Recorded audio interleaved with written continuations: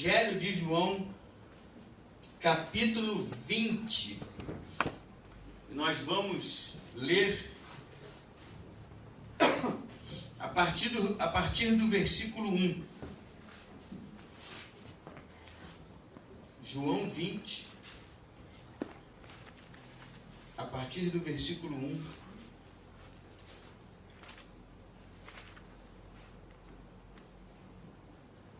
Deixa eu só botar no modo avião aqui, meu celular, senão fica pipipi danado. Mas a história da Páscoa, ela é, de fato, a história mais conhecida, o evento mais conhecido em toda a humanidade.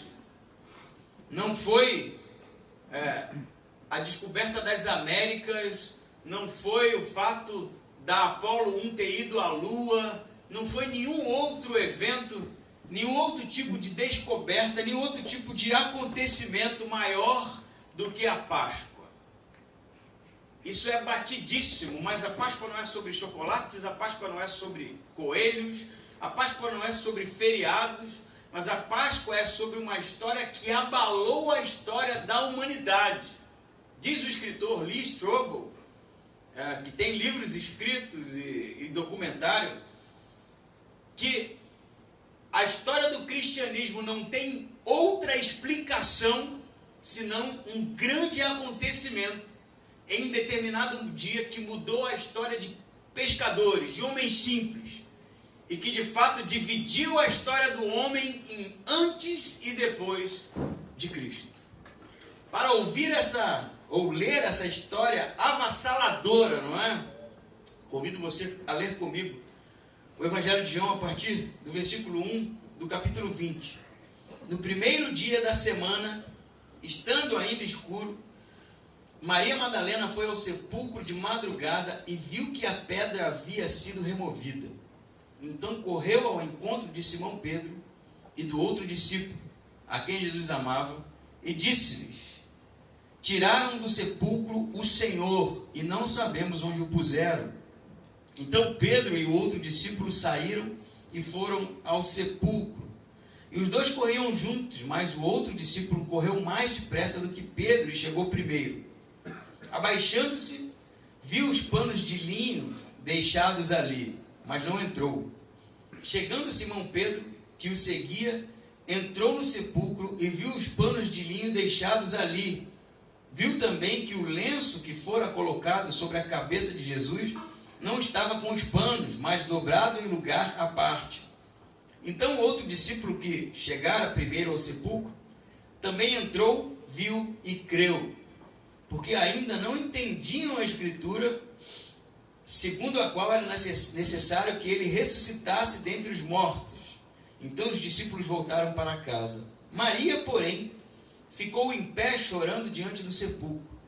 Enquanto chorava, abaixou-se para olhar para dentro e viu dois anjos vestidos de branco, sentados onde estivera o corpo de Jesus, um à cabeceira e outro aos pés.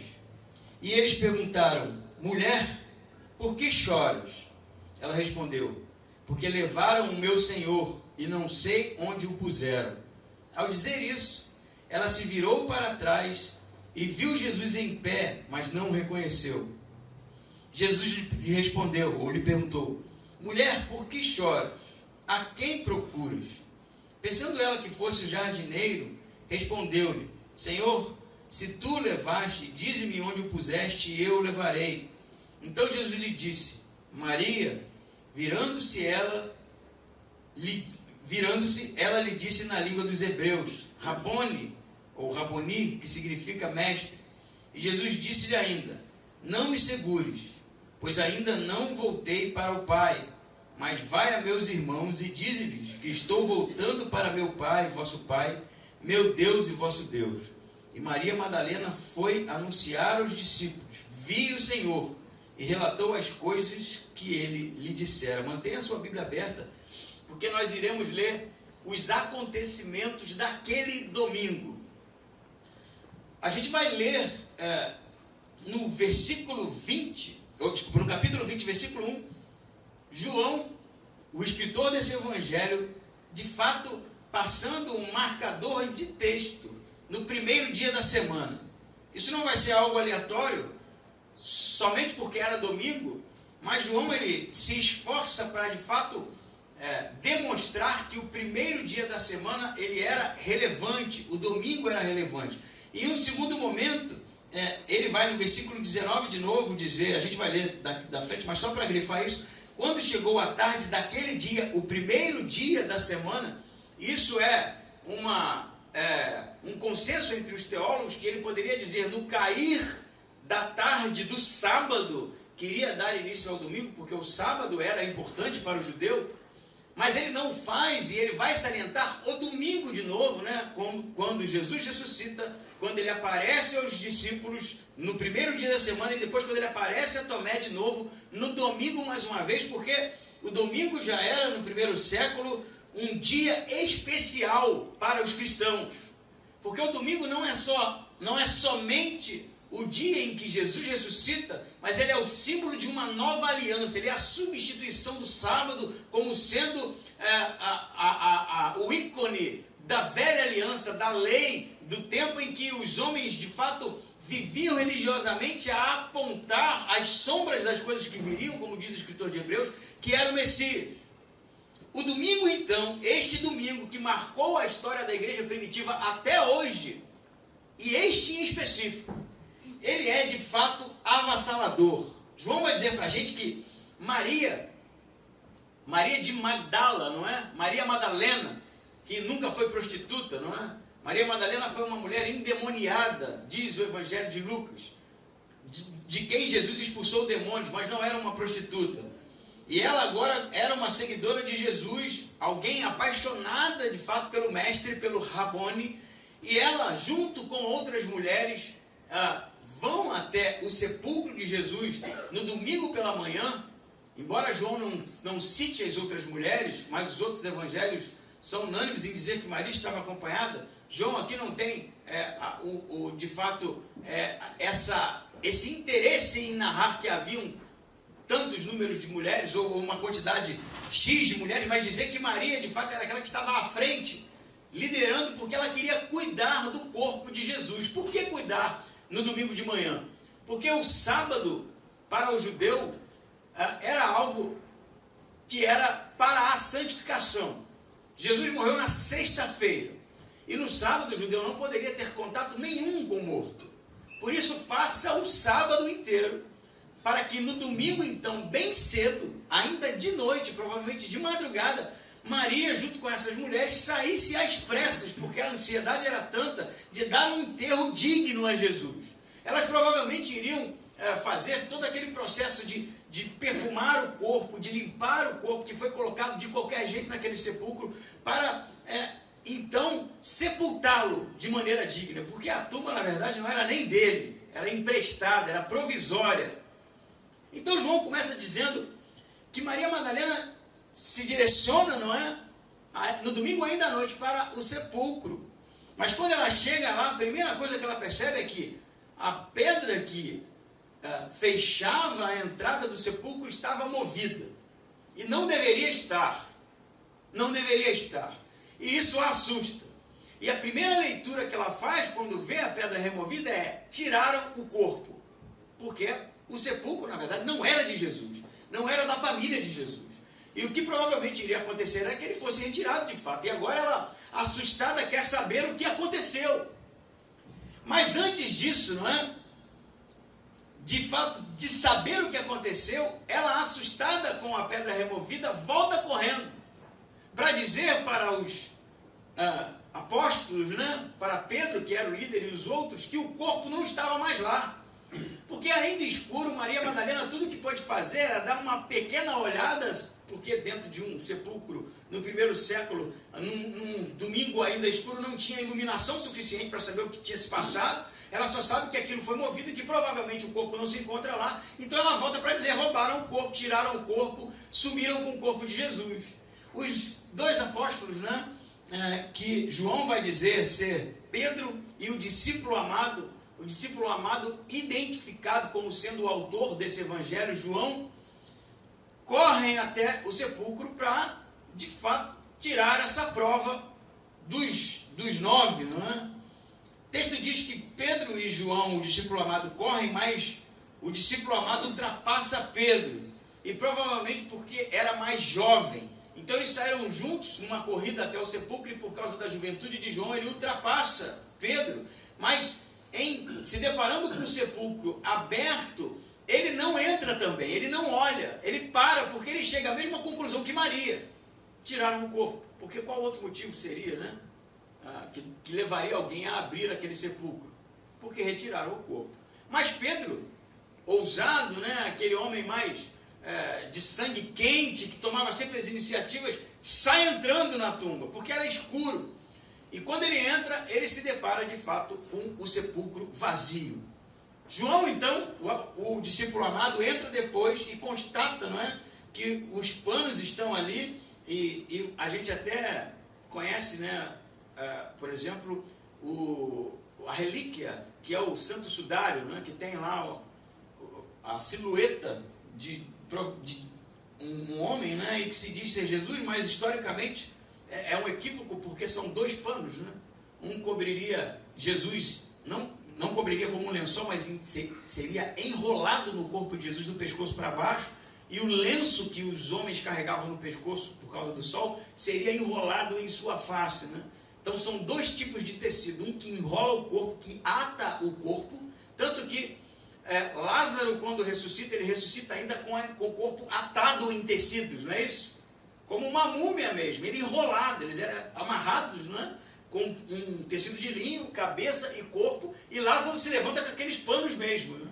Jesus, ele, diferente de Lázaro, né? A gente vai chegar nisso, deixou os tecidos lá, mas não era um paninho por cima, eram ataduras amarradas.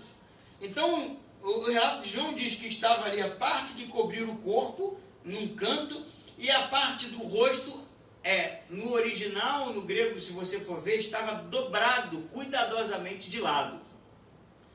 João vai dizer que assim que ele viu, assim que o discípulo amado viu, ele creu. Não sabemos em que ele creu. Se de fato ele creu na ressurreição, ou se de fato ele creu de alguma forma, eu diria, rudimentar ainda. Porque João vai dizer que eles não entendiam ainda as Escrituras. Na conclusão desse mesmo versículo, embora João, o discípulo amado, tenha olhado e crido, ele vai dizer, mas eles não entendiam ainda muito bem. Então ele creu que houve alguma coisa espetacular, porque a maneira com que os tecidos estavam dispostos na tumba não era algo normal, porque nenhum ladrão de cadáver iria desenrolar o corpo e deixar o tecido do rosto, por exemplo, dobradinho daquele jeito ali. A gente vai falar mais disso. Mas é fato que eles voltam correndo, e a única informação que eles têm é que o corpo não está lá, e provavelmente chegaram à mesma conclusão que Maria: roubaram o corpo, ou tiraram, ou levaram para algum lugar. Maria fica. E é aí quando começa a nossa conversa. Diz o versículo 28 que depois... Desculpa, eu estou aqui no lugar errado aqui. É no 20 aqui. No versículo 19, diz que... Ou melhor, no 11, Maria ficou em pé, chorando diante do sepulcro. Só que Maria tinha ido, não foi? Ela viu o sepulcro aberto, vazio, voltou para avisar os apóstolos, né, os discípulos, e agora a narrativa é Maria no sepulcro. Então, provavelmente, quando ela avisa esses homens saem correndo, e ela vai atrás, né? Se João correu mais que Pedro e Maria, imagina Maria correndo, né? Então ela provavelmente fica para trás, e no retorno dos apóstolos eles não se encontram, porque Maria fica ali ainda, no sepulcro. Chega depois, provavelmente depois deles terem saído, e ela fica por ali, não é? Chorando, porque está de luto, porque já estava triste antes, porque o seu mestre havia morrido, ainda mais agora que ela não sabe do corpo e não pode dar um enterro digno a Jesus. Então diz que o escritor vai dizer que ela fica chorando em frente ao sepulcro, aí então que ela vai abaixar-se para olhar dentro. Provavelmente, a essa altura do campeonato, já havia luz, não é? O tempo passou, e toda essa corrida, né? Toda essa correria, já deu tempo para, por exemplo, o sol começar a nascer, e é quando ela olha dentro do sepulcro, e vê 2 anjos vestidos de branco. Embora o escritor diga para nós que são anjos, Maria não tem essa percepção, porque a conversa dela com eles é como se fosse conversa. uma conversa comum com homens normais. Provavelmente esses anjos estavam fisicamente, né, ali aparentando serem pessoas, como outros episódios no Antigo Testamento.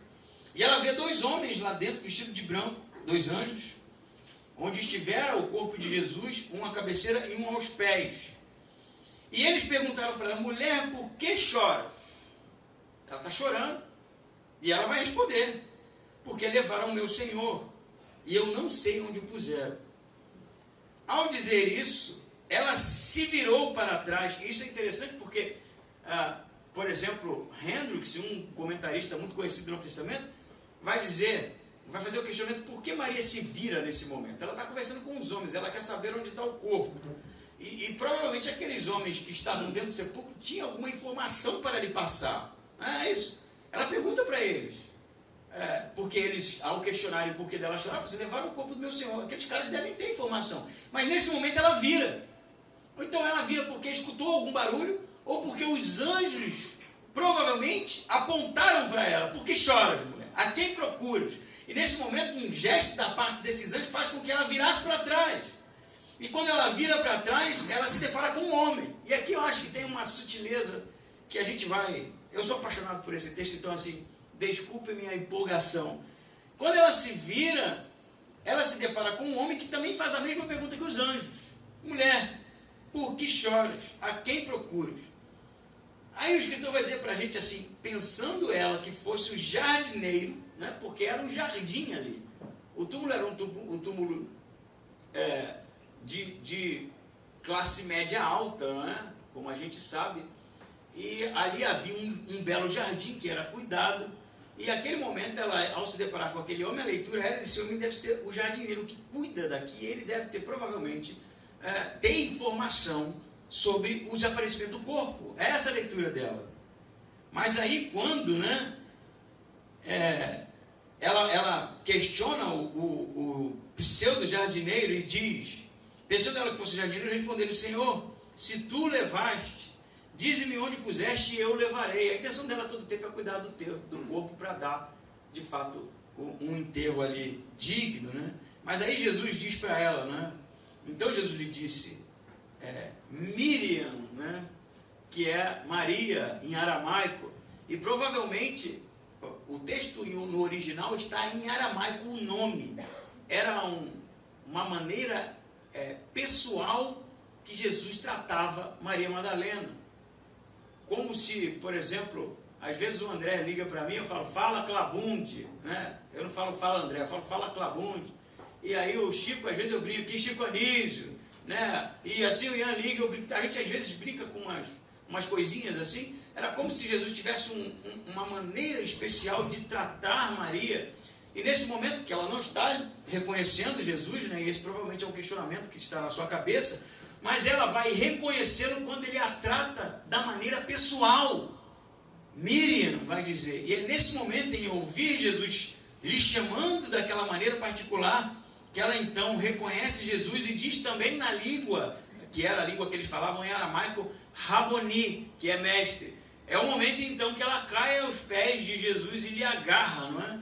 Mas antes disso, vamos entender o porquê, ou o que nós podemos concluir de por que Maria não ter reconhecido Jesus. Não é a primeira que não reconhece, os discípulos no caminho de Emaús também não conhecem, os apóstolos também não reconhecem de primeira, mas é quando Jesus fala que parece que eles têm um estalo, porque era uma maneira muito particular de Jesus, e eles vão reconhecer. Mas provavelmente o que aconteceu com Jesus não foi somente a ressurreição, mas ele ressurge com um corpo transformado.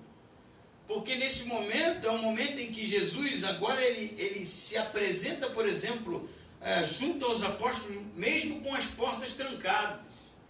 A própria disposição dos tecidos, e o teólogo Carson, né, D.A. Carson, vai defender isso, não é um simples desatar de um linho, mas o texto sugere que Jesus trespassou o tecido. Por isso, o tecido que envolvia seu rosto estava particularmente dobrado, porque ainda estava no formato enrolado em sua cabeça. Porque, de fato, aconteceu alguma coisa muito mais do que simplesmente ressurgir dos mortos. mas ressurgir de maneira especial. Quem sabe, né, eu posso especular aqui, permitam-me especular, se você se deparasse comigo há 15 anos atrás, você teria dificuldade para me reconhecer de primeira. Até porque eu estou bem acabado, né? E há 20 anos atrás, 15 anos atrás, eu era um pouco diferente. E Jesus pode ter, sim, ressurreto no auge da sua forma física, especulo eu, porque ele não é um fantasma, ele não é um espírito, ele é uma pessoa que come aqui, não é? Que pede peixe e se alimenta, que fala para que Tomé toque nos seus ferimentos, mas ele está num estado que provavelmente é melhor do que o estado em que ele estava quando morreu, porque ele foi moído, porque ele foi esmagado, porque ele foi de fato humilhado, não é? Que faz com que as pessoas só percebam que é ele em determinado momento. Então, não é necessariamente um corpo reluzente que brilha, né, como a gente pode acabar pensando, mas de alguém que apresenta aqui o auge do vigor físico, da beleza, de fato, que a gente pode apresentar em determinado momento da nossa vida. Eu acho que isso faz sentido, né? E fica menos fantasmagórico, porque não é essa a ideia do escritor. Mas o fato é que Maria, ao reconhecer Jesus, ela se agarra em Jesus.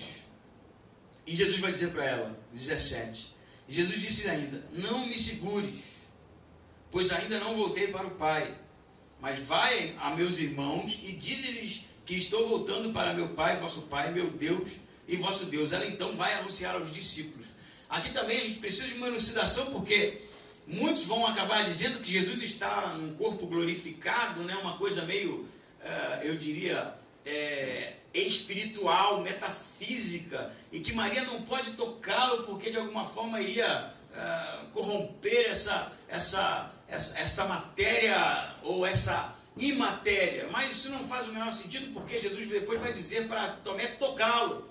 Então, não se trata de Jesus estar numa condição que não pode ser tocado por homens, mas o texto no grego, na verdade, sugere outra tradução que pode ser melhor que essa, que é o fato de que Maria, quando se depara com Jesus e o reconhece, aquela que estava sofrendo luto, aquela que estava sofrendo pela ausência, aquela que havia perdido seu mestre, e agora, em se deparando com ele vivo, ela o agarra e não o deixa sair. E assim, isso eu acho muito fácil da gente entender. Pense você, que o teu filho morra, tua filha, morreu, cara, e você foi lá, estava no sepultamento, foi enterrado, né? E aí, uma semana depois, ou no dia seguinte, sei lá, você naquele sofrimento, você se depara com essa criança, essa pessoa amada na sala. Já viu um filme assim? Tem filme assim, né? E aí, o que você vai fazer? Cara, você vai agarrar, cara. Vai que não aparece de novo, né? E você vai dar um agarro. E é o que Maria está fazendo. Ela tinha perdido o mestre. Ela não tinha mais esperança. Ele se foi. Ela só queria agora cuidar do corpo e dar o enterro. Mas quando Jesus a chama e ela reconhece, o primeiro reflexo de Maria é não deixar ele ir embora. Ela se agarra aos pés, ou sei lá, a manga, ou o tecido, sei lá onde ela se agarrou. Mas ela não quer deixar, de fato, que o mestre se distancie. Essa é a ideia. E aí a tradução melhor seria Jesus dizendo, Maria, pare de me agarrar, como se eu fosse embora para o Pai agora. Eu irei depois, não agora. Por isso você tem agora a missão de dizer aos meus irmãos, os discípulos, que eu ainda irei para o Pai, e eu preciso ter com eles. Então não é o fato de Maria estar impura ou nada disso, mas a tradução melhor é justamente o fato de que Maria estava impedindo Jesus de se movimentar. Ela está agarrada nele, ela está agarrada literalmente em Jesus, e fala, Maria, larga, né, porque fica tranquilo, eu não estou indo embora, eu ainda vou estar aqui. Então Maria, né, com a mesma velocidade que chegou ao túmulo, agora volta correndo para avisar, com uma notícia diferente, o mestre está vivo. Amém? Agora, o que é? Esse texto é magnífico, né? Eu poderia pregar para você sobre o túmulo vazio, sobre a ressurreição em si, como isso é maravilhoso, que é a origem da nossa fé, como isso transformou a vida de tantas pessoas, mas eu quero frisar um passo importante na nossa caminhada cristã. O que é a ressurreição, afinal de contas? O que é a ressurreição? Eu vou dizer para você que existem três, eu diria, coisas nesse texto que pode impedir da gente entender de fato o que é a ressurreição de Cristo. E nesse primeiro momento, é a gente achar que Jesus, que a ressurreição é algo particular, só sua. Porque Maria está com um sentimento de ausência e agora foi preenchido. Entende que ela reencontrou Jesus em uma, eu diria, impossibilidade abissal de reencontrá-lo. E ela não quer que ele vá embora. Mas Jesus diz, me solte, Maria. A sua missão é outra agora. A sua missão é anunciar que eu estou vivo. E a ressurreição, no final das contas, ela é crucial para que a gente possa entender que em todos os momentos que Jesus vai aparecer, ele vai aparecer enviando. Porque a ressurreição não consiste no fato em que nós, ao encontrarmos Jesus, ao encontrarmos a salvação, ao encontrarmos o amor de Deus e a graça e a misericórdia, estejamos em um estado de estagnação. Não é isso. A ressurreição ela é um movimento. Jesus ressuscita e isso é magnífico porque, permita-me um parêntese aqui, a gente tem um problema gravíssimo que a gente ignora, ou tenta ignorar, né? Já foi assunto de outras conversas, que é a morte, não é? A gente às vezes está preocupado com o físico, né? Vai malhar para ficar legal, ou com diabetes, ou com, sei lá, glicose, diabetes, né? Ou colesterol, ou com emprego, desemprego, mas existe um problema muito maior, a morte, meu amigo, que está no nosso calcanhar, e a gente tenta viver de maneira a ignorar isso. Porque eu venho de uma família, por exemplo, que quando estava a família reunida, se alguém falasse de qualquer coisa sobre morte, um outro falava, cala a boca, não fala sobre isso não, ô, né? Assim é tipo, para mandar para longe, né? Alguma coisa assim, não entendi isso não. Bate na madeira, né? Você fala de... Porque a gente não gosta de falar sobre isso, porque é um assunto que nos apavora, morrer. E a ressurreição é justamente o fato de que Jesus vence a morte. Ele venceu. A morte não é mais uma preocupação, porque ela foi vencida. E a promessa de Cristo é vida eterna. Não mais morte. É vida. É de fato uma nova natureza. É algo que anda na contramão. E essa justamente é a notícia que Maria precisa dizer para os apóstolos. Vai dizer que eu estou vivo, que eu não morri. Que de fato agora vocês também serão anunciadores da vida eterna, vocês serão os propagadores que a morte foi vencida e que a vida agora é algo oferecido por Deus. Essa é a missão de Maria, essa é a missão da igreja. Nós não podemos achar que se encontrar com Jesus é vir aqui nesse lugar e só ouvir uma mensagem e só a ressurreição, para que faça sentido na nossa vida, precisa gerar em nós esse abalo sísmico, essa sacudida, sabe? Porque, pensa, como é que você vai retomar a vida, né? Eu já falei isso algumas vezes. Depois desse episódio aqui, pensa os apóstolos, pensa Maria. O cara falou que ia ressurgir dos mortos, morreu de uma maneira terrível, não há dúvida que ele morreu, nenhuma. E agora ele está vivo de novo e diz, eu sou a ressurreição e a vida. Aí depois disso, no dia seguinte, se acorda às 6 horas da manhã, escova o dente, põe uma roupa e vai trabalhar como se nada tivesse acontecido. Como? Não tem mais. Não tem volta. Entende isso? Não tem volta mais. Porque isso é absurdo. Isso não acontece. Porque isso é, de fato, tirar as cortinas, abrir os olhos para uma realidade que nós não conhecíamos. E nós não podemos deixar essa chama se apagar. Nós não podemos ser a geração de 2000 anos depois, em que quando se fala em ressurreição, a gente pensa em comprar ovo de chocolate. Não é. Tem que nos sacudir isso. Não é só na Páscoa, é a vida toda. Nós precisamos de fato entender que a ressurreição ela é algo estrondoso, é uma tsunami que vem arrastando tudo, que é extremamente poderosa, que é extremamente avassaladora, que nos toma, que não faz sentido retomar a vida de outra maneira, senão de fato sendo alguém que apregou a salvação. Senão nós não entendemos nada. Não entendemos nada. E a ressurreição vira um mito. Como mula sem cabeça, como lobisomem, é uma coisa assim, acredita quem quer, né? Não, acha que lobisomem existe? Isso não faz a menor diferença, não pode ser. A vida daquele que de fato entendeu o que é a ressurreição de Cristo, ela é chacoalhada, ela é virada de cabeça para baixo. Você crê nisso? E é isso que acontece com Maria. A Maria do luto é a Maria das boas novas. A Maria da perda é a Maria que agora de fato encontrou sentido na vida. E ela volta, não é? E ela vai dizer aos apóstolos. Diz o versículo 19 o seguinte: quando chegou a tarde daquele dia, o primeiro dia da semana, ela já foi aos discípulos, né? E relatou as coisas que ele lhe dissera. E aí diz, quando chegou a tarde daquele dia, ainda é o mesmo domingo, né? Domingo pela madrugada, o sepulcro está vazio. Domingo pela manhã, Maria se encontra com Jesus. Isso é algo maravilhoso, porque os apologetas, né, que defendem publicamente universidades em debates, vão dizer que não havia nenhum motivo para que o escritor colocasse mulheres como sendo as primeiras testemunhas da ressurreição de Jesus, porque o testemunho da mulher não tinha validade, né?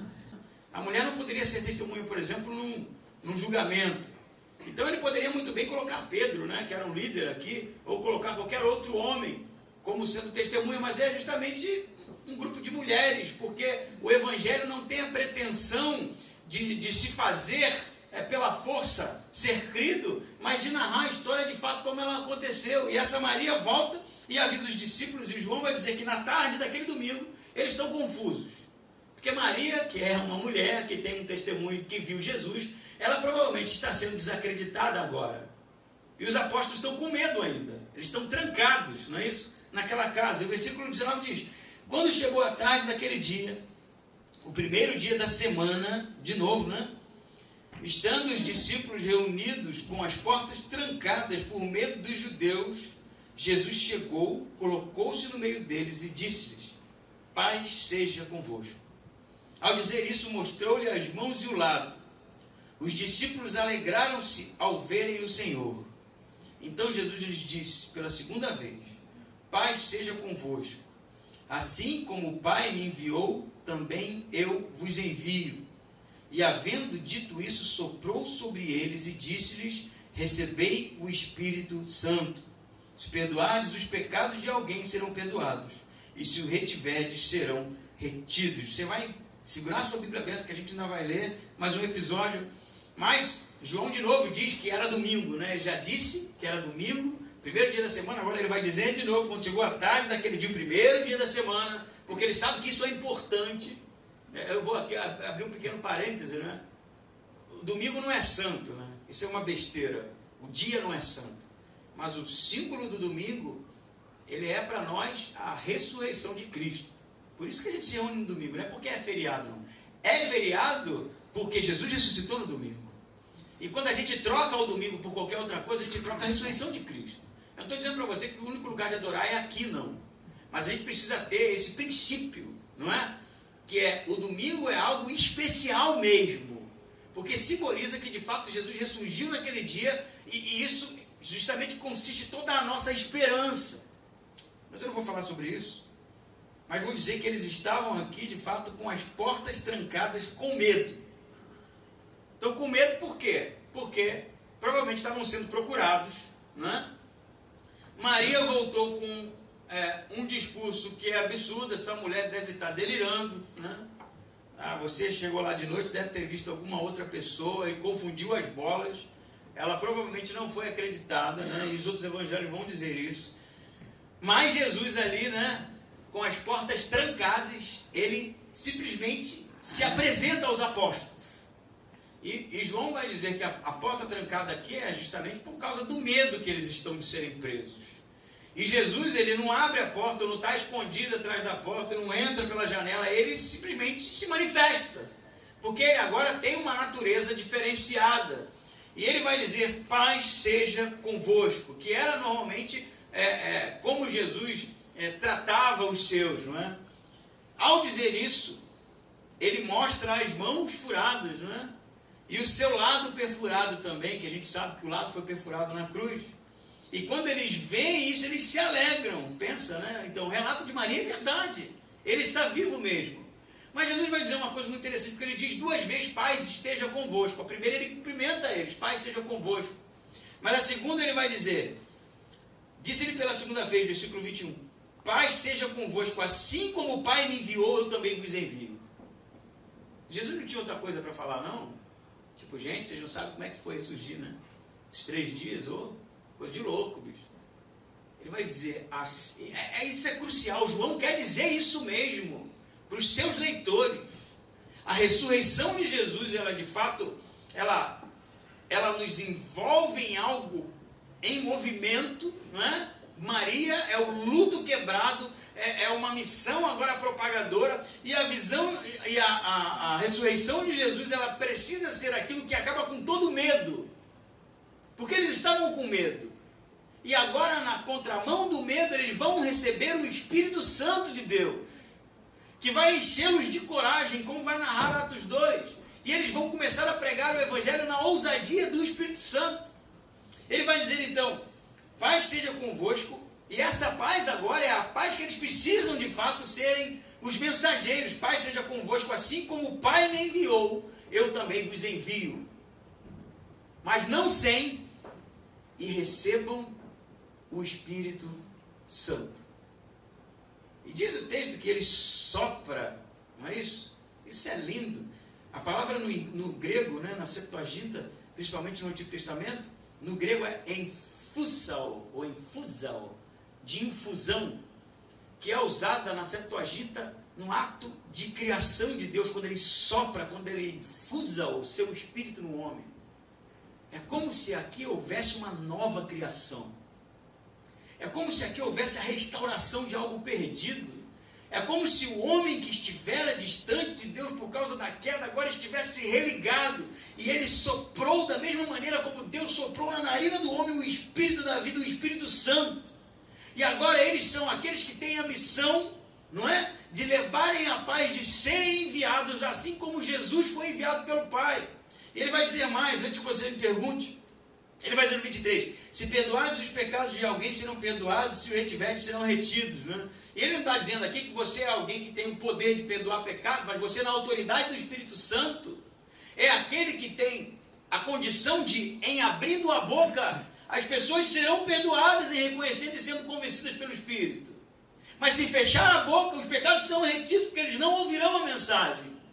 Então, os apóstolos não são simplesmente testemunhas da ressurreição, mas eles recebem agora, de fato, o que é o oposto ao medo, ao estar trancado, ao estar desconfiado de que alguma coisa terrível poderia acontecer, mas agora são dotados de coragem, do poder do Espírito Santo, do dunamis. Jesus vai dizer isso de novo, ele vai dizer, não se ausentem de Jerusalém, não é? Porque é necessário descer sobre vocês o dom do Espírito Santo, porque o Espírito Santo eles já receberam. Em Atos 2, eles são enchidos com o Espírito Santo. Eles são cheios do Espírito Santo. E assim é todo aquele que de fato entende a ressurreição, que de fato reconhece Jesus como Salvador, que de fato recebe o Espírito Santo, não é mais um covarde, não é mais um medroso, ele é ousado, ele é alguém que tem coragem, ele é alguém que através do Espírito Santo é levado de fato a proclamar o Evangelho. E se a ressurreição no momento, ela deve quebrar essa ideia particular de estagnação, no segundo momento ela precisa acabar com todo o medo. E não há mais medo nem portas trancadas. E não há mais de fato a preocupação humana, porque Jesus ressuscitou dos mortos. E mais uma vez essa é a missão da igreja. Essa é a missão dos apóstolos, porque se eles se calam, né? Se eles fecham a porta ali, vamos ficar aqui, né? Está tão bom aqui. Toca uma aí, João. Vamos cantar, né? Você pega na bateria lá, né? Agora a gente vai cantar uns cânticos bonitos. A gente vai ficar aqui. O que ia acontecer com o Evangelho, gente? Ia acabar. Ia ser só aquele momento. Ia ser só para eles. Mas o apóstolo João, mesmo que escreve esse Evangelho, ele vai dizer nas suas cartas, aquilo que vi com meus próprios olhos, ouvi com os meus ouvidos e toquei de maneira curiosa, é isso que eu vos anuncio, para que a vossa alegria seja completa. para que a vossa alegria seja completa. Nós precisamos ser crentes, pessoas nascidas de novo, que se reúnem de fato para cultuar a Deus, que tem prazer em adorar, que tem prazer em ter a vida transformada, mas nós precisamos ser propagadores, porque a boa nova aconteceu, e se ela de fato é tão boa, por que a gente vai se calar? Por que nós teremos medo? Medo de quê, gente? Medo da morte? Ela foi vencida. Medo desse mundo, de um sistema decaído? Não. Assim como o Pai, isso Jesus está dizendo para você, para mim. Ouça desse jeito. Não ouça como se Jesus estivesse dizendo para indivíduos em específico nesse tempo, não. Ele está dizendo para você. Assim como o Pai me enviou, eu te envio. Assim como o Pai me enviou, eu vos envio. Recebei o Espírito Santo. E Ele sopra sobre eles. E eles agora são ousados, corajosos e propagadores. Amém? Amém. Um amém de criança. Que bacana. E o 24 diz assim: Tomé, chamado Dídimo, um dos 12, não estavam com eles quando Jesus apareceu. Então os outros discípulos lhe disseram: Vimos o Senhor. Ele, porém, lhes respondeu: Se eu não vir o sinal dos pregos nas mãos e não puser o meu dedo no seu lado, de maneira nenhuma crerei. 8 dias depois, os discípulos estavam outra vez ali reunidos e Tomé estava entre eles. Estando as portas trancadas, Jesus chegou, colocou-se no meio deles e disse: Paz seja convosco.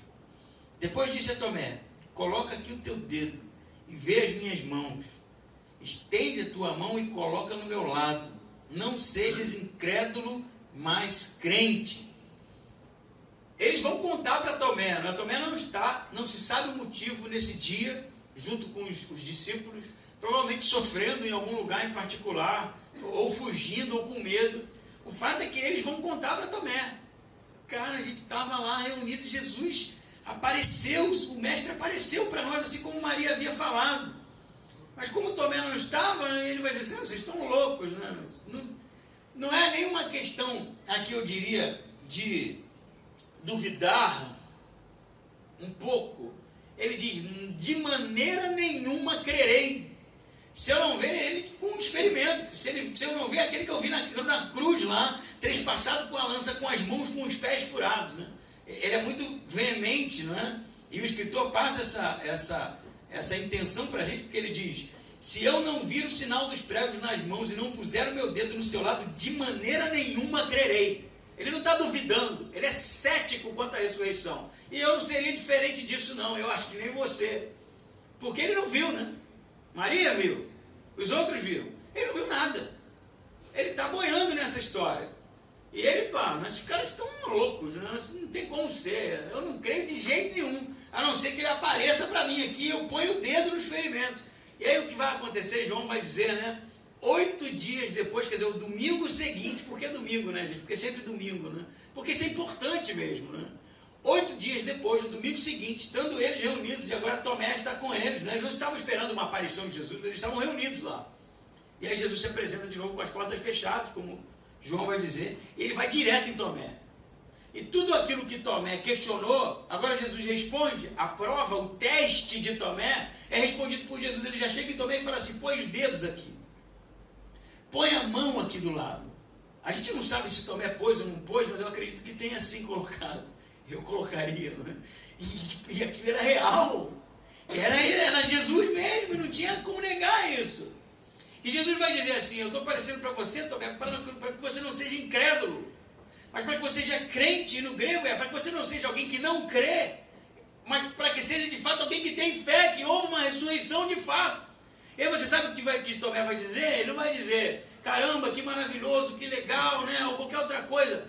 O cético Tomé, o descrente Tomé, vai de fato no Evangelho de João dizer, eu acho que a declaração mais poderosa e forte de todo o Novo Testamento. Um judeu devoto no primeiro século vai cair aos pés de Jesus e vai dizer: Kuriosmó kaiteosmó, Senhor meu e Deus meu. Como assim, Tomé? O que você está falando, Tomé? Que Deus, Tomé? Deus está lá no céu. Tomé entendeu que aquilo era a divindade, que aquilo era o Deus Criador que estava ali. Tomé entendeu que sem Jesus a criação não faz sentido. Tomé entendeu que de fato aquele ali era o verbo da vida, que deu origem a todas as coisas. Kuriosmó kaiteosmó, Senhor meu e Deus meu, cai de joelho ali clamando, e agora ele é um crente. Você sabe que a terceira coisa que pode impedir a nossa caminhada cristã, se no primeiro é um Jesus particular, uma salvação particular, que não nos leva de fato a entrarmos num movimento constante, no segundo momento pode ser o medo, não é? A gente tem tantos medos, tantas coisas nos cercam, são impedimentos para que a gente possa avançar. O terceiro de fato é o ceticismo. Ceticismo, quando a gente descrê de alguma forma, quando a história para a gente ela é bonita, mas ela não é algo verdadeiro para nós. E quando eu falo algo verdadeiro, não vem para mim dizer: eu acredito, como João falou quando viu os panos, porque se você acredita nisso aqui, não tem como viver do mesmo jeito mais, entende?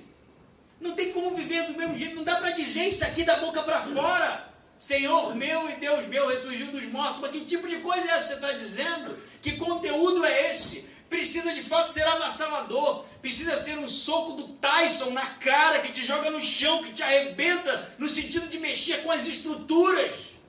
A ressurreição não é banalidade. A ressurreição não pode virar banalidade, não é banal, é algo extremamente poderoso. Por isso que Tomé vai fazer aqui, eu diria, o que fecha o Evangelho de João de maneira magistral, não é? Embora ainda tenha alguns capítulos: Senhor meu e Deus meu. Ele não está aqui falando: ó Deus, né? Muito obrigado. Ele chama Jesus de Senhor meu, título de Deus, porque Senhor sozinho é um pronome de tratamento, né? Como Maria chama o jardineiro: Senhor, onde colocou o cadáver? Mas Senhor meu não. Senhor meu é Deus. E Theosmó, e Deus meu. A ressurreição significa isso para você? A ressurreição é para você aquilo que acabou com o luto, que de fato trouxe nova esperança, nova vida, novo entusiasmo. A ressurreição é para você aquilo que acabou com os medos, com a insegurança.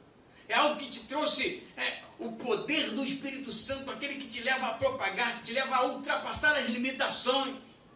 A ressurreição é para você, de fato, aquilo que faz com que você caia de joelho e que vá embora todo tipo de descrença, de ceticismo, de dúvida. Se é, amém. Você entendeu. Se não, precisamos caminhar alguns quilômetros ainda. Porque a ressurreição precisa ser tudo para nós. Tudo, tudo, tudo.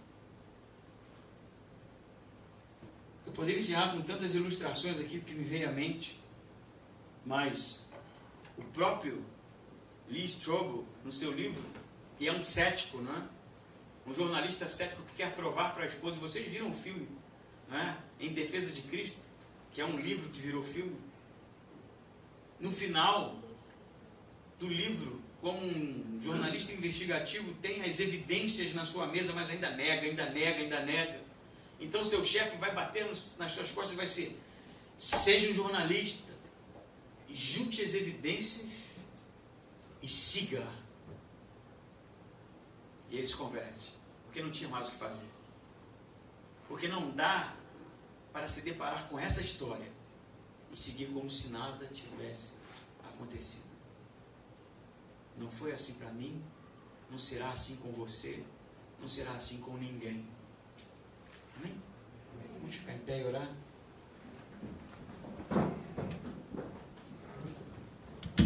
Senhor Deus, amantíssimo Pai, te amamos, Pai, te louvamos, te adoramos, Pai, te pedimos que a ressurreição não seja uma história, Deus, não seja um dia comemorativo, nem um feriado qualquer, Pai, mas que a ressurreição seja algo que acontece todos os dias na nossa vida, Pai. Que a ressurreição seja algo que todos os dias mexe com as nossas estruturas, nos enche de paixão, Pai, nos enche de desejo de sermos propagadores do Teu Evangelho, de sermos mensageiros das boas novas, Pai. De sermos agentes, Pai, que estão preocupados em de fato abrir a boca para o mundo e dizer que de fato Jesus ressurgiu dos mortos e que a morte foi vencida e que a vida de fato está à disposição, Pai. Ajuda-nos, Pai. Encha-nos do Teu Espírito, do poder do Teu Espírito, para que possamos sermos instrumentos nas Tuas mãos, Pai. Aqueles que vão na coragem, na unção, Pai, do dunamis, na unção do pneumatos, Pai, na unção do Teu Espírito, que é, de fato, esse Espírito que nos leva, Pai, a sermos agentes da graça, Pai.